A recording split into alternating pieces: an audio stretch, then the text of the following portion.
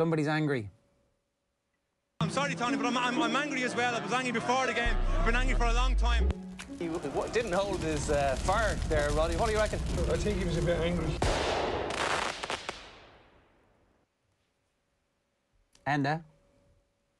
Ger. Good morning. How are you? You're channeling your inner Stewie Byrne. What has you so exercised? I'll tell you what, Ger. Do you know what actually has me more angry than what's actually happening? It's people telling me that I shouldn't be angry. And that's happening quite a lot over the last while when it comes to Celtic. Because obviously Neil Lennon is the man in charge at the minute. They're 11 points behind Rangers, have won 2 games in 8. And the biggest season in 30 years is falling down in absolute ashes. And Chris Sutton, Martin O'Neill, the board, Celtic fans that grew up in the 90s are all telling me that I should not be angry by what is happening. And that is actually making me more angry. It's like when someone tells you to calm down. It doesn't help. It just makes you worse. Calm down, Enda. Come on. Calm down. You see, the problem is that there's a certain era of Celtic fans that grew up in the 90s where Rangers were going for the 10 in a row. And it was grim for them. And I hold my hands up. They didn't have a good time.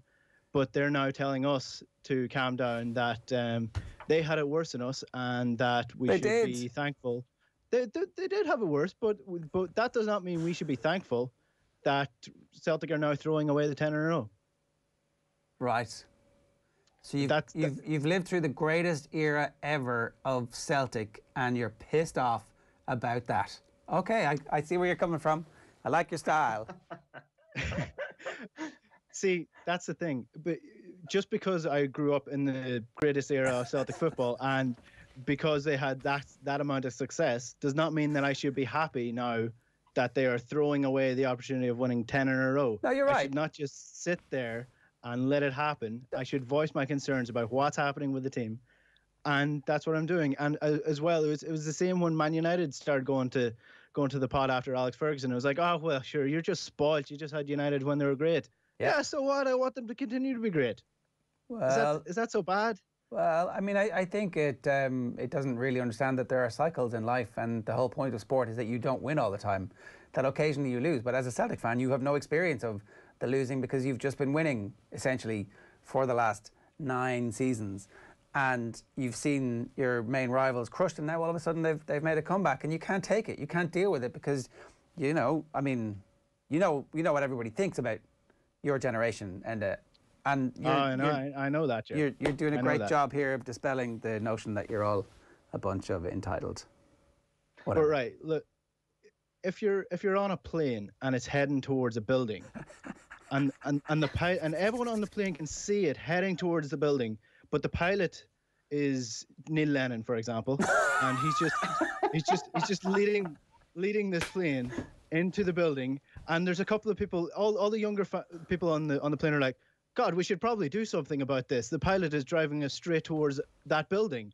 But then a certain person from an older generation is saying, no, he might turn it around, don't worry. Like, we grew up when planes flew into buildings all the time. So we just let the pilot continue flying the plane towards this building. That is what is happening with Celtic at the minute. So it's falling to pieces, and we're just watching Neil Lennon try and dig himself out of this hole, and it's just not going to happen. So sack him. It's just not going to happen. Sack him.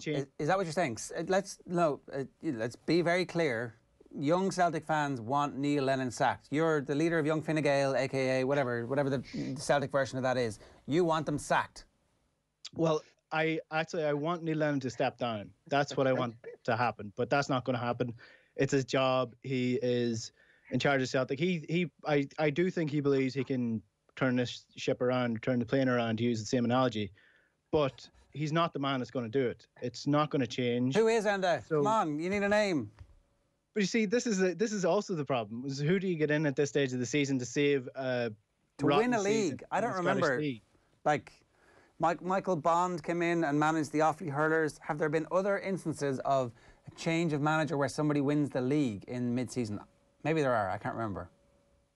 But you see, the problem is it depends who you get in. So you don't want someone to come in, and because there's life after the 10 in a row, right? So you don't want to get someone in that's Big Sam or that's Martin O'Neill or whoever. Arsene Wenger. You want Wenger. But does Wenger know how to win the title in half a season? I don't know if he does. Celtic have the squad that they can turn it around, but they need someone who's really big character to come in and change it. And I don't know if there's anybody out there at the minute that can do it. I don't have a name in my head. But the Celtic board should.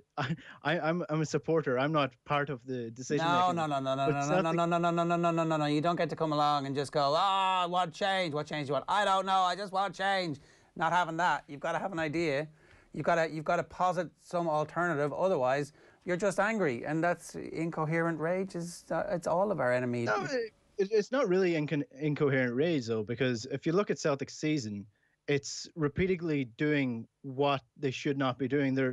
They have the best squad in the league by a country mile. Rangers do not have the best squad. They're just very well coached.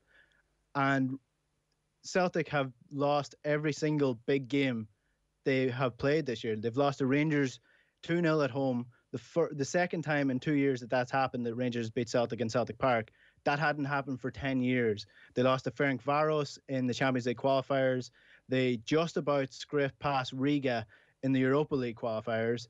And then they lost to Sparta. They got absolutely tanked by Sparta Prague 4-1 in the Champions League. They lost to AC Milan. And it's just not getting any better. They need to start picking up results. And the problem is they're putting in the same performances against the Hamiltons, the Kilmarnocks, all the terrible teams in the Scottish League that people love to give out about. They're putting them performances in, but they're better than them, so they get past them. But when they come up against bigger opposition and better opposition, they lose those games. So they need change, and it has to come. If you want me to give you a name for the long term, I think Eddie Howe would be a great replacement for Neil Lennon, but I don't think he is the man to come in mid-season in Glasgow, the most hostile place probably in Britain to manage in a season of this magnitude and turn things around. I don't think he's a big enough personality. So if you wanted me to give you a name for that, I don't know who is a big enough personality. I haven't thought it through for half the season that we needed. Who's a better manager, Neil Lennon or Steven Gerrard? Modern manager, I would say that Steven Gerrard is more in touch with what is needed than Neil Lennon. Neil Lennon is, again, you spoke about generations when you're talking about Maradona. I would argue that post 2010 is a completely different era of football to pre 2010 when Neil Lennon did his badges and learned his trade. He's very much a manager that works off building the players up, doesn't really have that many tactical systems or even processes. If you look at the Rangers team, they're very much suited to modern day football where you're working it through the lines. There's triggers. There's just they play almost a Liverpool brand of football. You can see that Gerrard really did learn something when he was managing the under 20s or under 21s for Liverpool when Jurgen Klopp first came in. You can see that because it's a very much that similar system. Very athletic players, high press, high intensity. The players don't necessarily have to be that good. They just need to be willing to do the work for the system. And Celtic at the minute, they brought in players that were suited to 3-5-2 this year, and they played Shane Duffy as the ball-playing defender that's going to come into the midfield, which never made sense. Right. And they bought players that are almost better suited to a 4-2-3-1. And then even when they're playing 3-5-2, Neil Lennon won't play two strikers. So there's no point in playing 3-5-2 if you're not going to play two strikers. Okay. So your laundry list is long, and we've got to go. You want a new manager. You want him to do the decent thing and step aside and give up his job.